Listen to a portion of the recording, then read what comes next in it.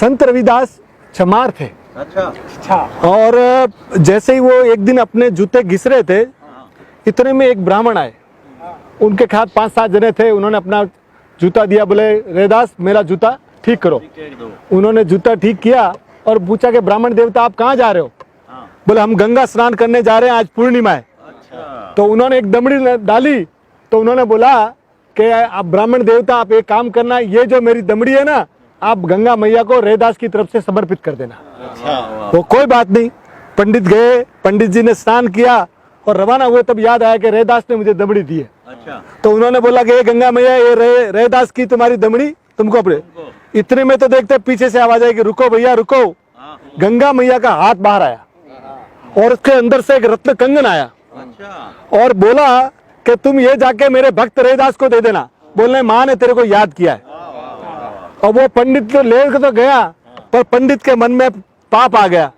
उसने सोचा अभी रविदास को क्या मालूम कि मुझे ये दिया है, तो अपने तो इसको राजा को बेच के पैसा कमा लेते हैं। तो वो गया राजा के पास। राजा के पास जाके बोला ये लीजिए कंगन। राजा ने ऐसा कंगन लाइफ में नहीं देखा कभी। तो सब जौहरी वौहरी इकट्ठे हो गए। तो बोला साहब इसके लिए मुझे आप। अब राजा ने जैसे ही रानी को दिया, रानी ने बोला एक हाथ में कंगन अच्छा नहीं लगता है, मुझे तो दूसरा कंगन भी चाहिए।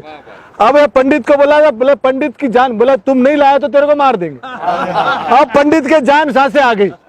बोला मैंने तो कभी, बोले तो बोले पंडित को फिर झूठ बोला नहीं गया। पंडित ने बोला भाई ये वाकया मेरे साथ है। तो महाराज भी चकित हो गए। तो पंडित महाराज इनके मंत्रीगण सब पहुंचे रविदास जी के पास। और पंडित बड़ा पाँव में रविदास जी के कि मुझे बचा लो, ये लोग मुझे मार देंगे, आप दूसरा कंगन कैसे भी करके करा दो। तो उन्होंने बोला आप कोई चिंता मत करो। उनकी जो पानी लेने की जो कटौती होती है ना बर्तन की, उसमें उन्होंने गंगा मैया को याद किया और हाथ डाला तो कंगन ही कंगन निकलने लगे, रत्न कंगन। बोला ये लोगो। तब ये लगा कि मन चंगा तो कटौती में गंगा।